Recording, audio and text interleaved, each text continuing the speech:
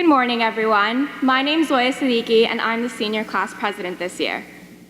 So when I was 4 and my parents were parading me around schools trying to decide which one I would attend in the fall, the question was never whether or not I would go to an all-girls school.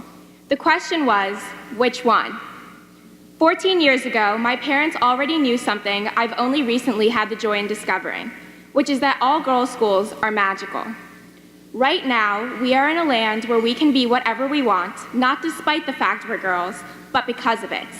We can be scientists, musicians, and athletes, and even president.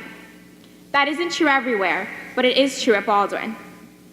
In 5th grade, during our moving up ceremony, we watched a video where some of us were interviewed and asked, "What do you want to be when you grow up?" I answered, "President of the whole world." I haven't quite conquered the whole world yet, but I thought the senior class felt like a good first step. The point, though, is that at 11 years old, I never questioned whether or not I was cut out to be a leader. We live in a country where a woman has never been president, but that didn't stop me or 50 other 5th graders from thinking we could be the first. That's the beauty of being in an all-girls environment. We never thought we couldn't be leaders, because if we weren't, then who would be?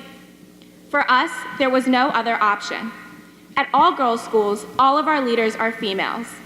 All of our presidents, captains, and senators are girls. Beyond our gates, that's hard to come by, but not here, not at Baldwin.